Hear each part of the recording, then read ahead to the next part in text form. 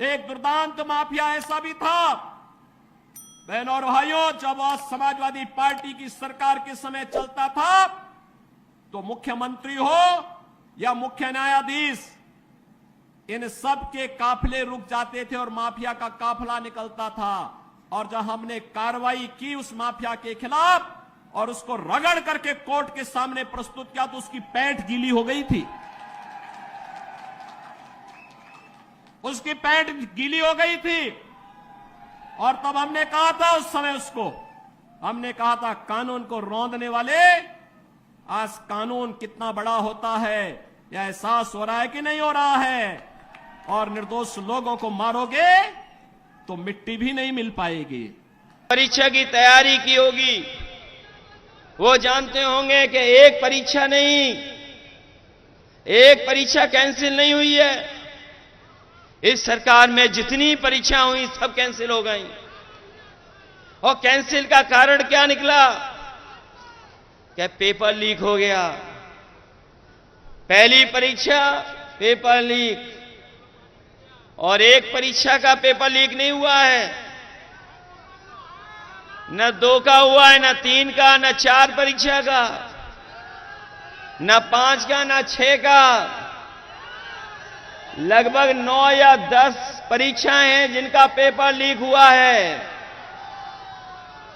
बताओ ये उत्तर प्रदेश वाले मुख्यमंत्री कैसे हैं जिनका हर पेपर लीक हो जाता है। ये दूसरों की गीले होने की बात तो कर रहे हैं, लेकिन अपना पेपर लीक हो रहा उसके बारे में नहीं बोल रहे हैं। बताओ 9 परीक्षाओं के पेपर लीक हुए कि नहीं लीक हुए? और नौजवान इस हद तक निराश हुआ है। हमने एक नौजवान का सुसाइड नोट पढ़ा, वो नौजवान निराश हो गया, हताश हो गया।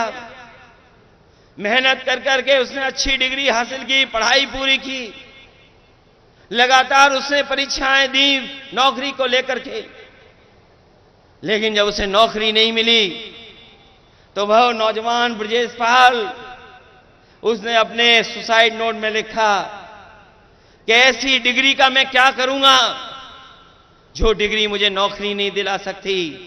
उसने डिग्रियां जलाई, अपने मां बाप और बहन से माफी मांग करके आत्महत्या कर ली। बताओ वो आत्महत्या करने वाले नौजवान क्या अब वापस आ सकता है कभी?